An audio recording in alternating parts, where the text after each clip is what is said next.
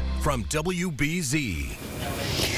And we are following breaking news. Police in Rhode Island have a person obtained in connection with the deadly shooting at Brown University.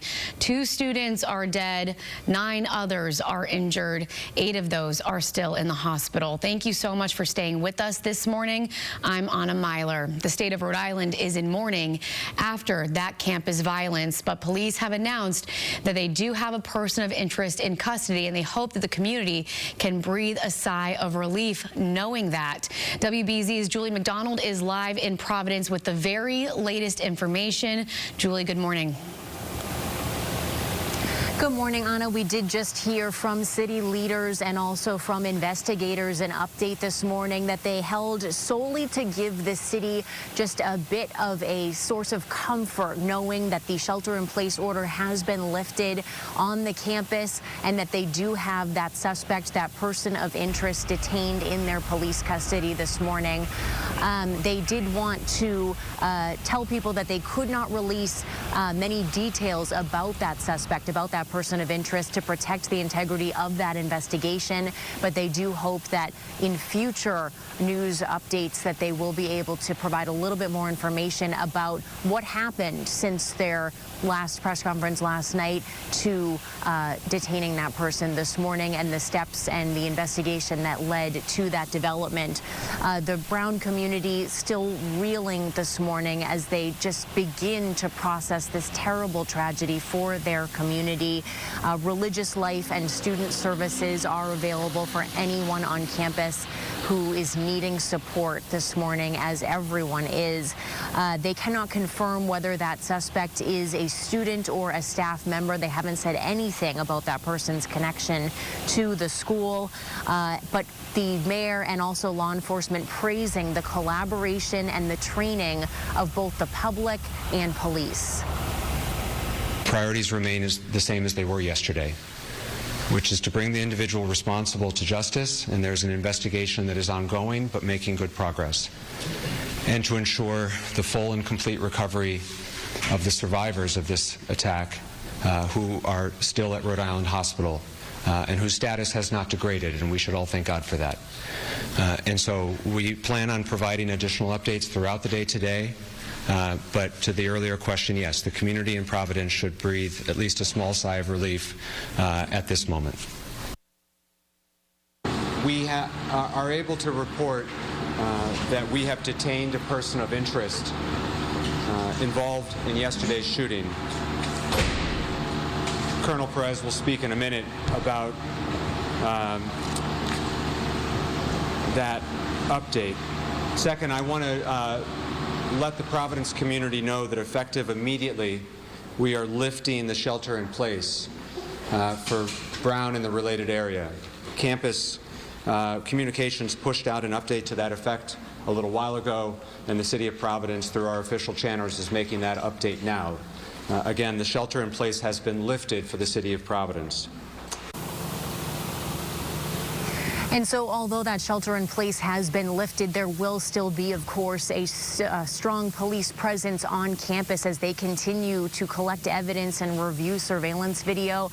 The mayor did say that they want people throughout the city of Providence to know that any enhanced police presence throughout public areas throughout the city is not to be cause for concern. It does not mean that they are collecting evidence or that there is any connection to this investigation. They just want people to have that visible police presence as they are out and about today, because it is a busy Sunday during the holiday season, and they just want that to be reassuring and a source of comfort for Providence neighbors. Live from Providence this morning, I'm Julie McDonald, WBZ News. Julie, thank you so much for that live update. This manhunt lasted for over 12 hours, and parts of it may have looked similar to the one that we saw in the days after the Boston Marathon bombings. WBZ Chief Investigator Cheryl Fiandaca was the spokesperson for the Boston Police Department at the time of the 2013 attack. She worked alongside former Boston Police Commissioner Ed Davis during that tense time. This morning, Cheryl shows us the steps that investigators may have taken overnight. The only description currently is A male with a gray hoodie and gray pants with a mask on. Take a good look at this video of the man police say shot nearly a dozen students at Brown University. Police releasing the video of the gunman leaving the building after the shooting. Officials hoping that someone will recognize his clothing or his walk and identify him. It appears as though this person escaped, although I will caution that sometimes these guys go to ground. They're still in the area, and you have to go block by block and street by street and check all of the buildings to make sure that they're not hiding in a garage or a basement or something. Investigators going door to door, reviewing video from cameras in the area and following up on tips. Police getting help from the ATF and the FBI. It takes a long time. It takes multiple SWAT teams, people that are prepared for the worst. At the same time, all that is going on. The FBI is downloading cell phone towers. We call it dumping the tower to get all the data of cell phones that were hitting off those towers, and there are thousands and thousands of them. So that data has to be gone through. In the combination of the cell phone data and any video or cameras that you get your hands on is a very powerful way to solve these situations. But as the hours tick by, the gunman could now be anywhere, and police experts say the situation becomes more desperate and dangerous. Very difficult, tense situation, very dangerous for the officers, and I'll say very dangerous for the community. We don't know how this is going to break. We don't know if this guy's going to surrender. We don't know if he's going to be captured or identified and confronted by the police, or if he takes his own life. That happens frequently in these situations, or if there's another assault. So this may be a rolling thing. Sometimes these things go for days on end, and it's very unsettling. Police say they have received a number of tips and are asking anyone with any information or anyone that might recognize the man in that video to contact them. Cheryl Fiandaca, WBZ News. And thankfully, that did not last for days, and we do know that a person of interest has been obtained, that all hands were on deck overnight.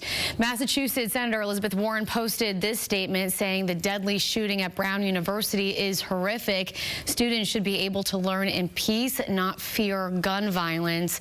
My heart goes out to the victims, their loved ones, and the entire Providence community.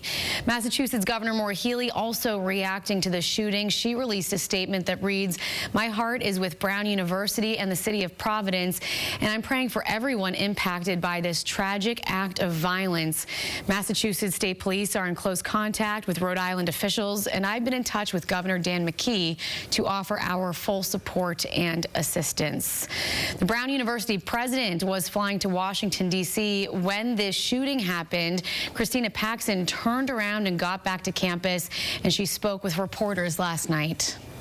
This is the day that one hopes never happens, and it has. I really appreciate everything that the local law enforcement and everybody is doing to help find this person, make sure that we can be safe as a community. Our focus right now is on supporting the families who have been affected by this, the families of the 2 students who sadly lost their lives today, as well as the 8, now 9 students who are in the hospital. We've been in touch with their families. I will talk to them soon. But, you know, we will come together as a community and we'll get through this. Stay with WBZ News and CBS News Boston for continuing coverage of the deadly shooting at Brown University.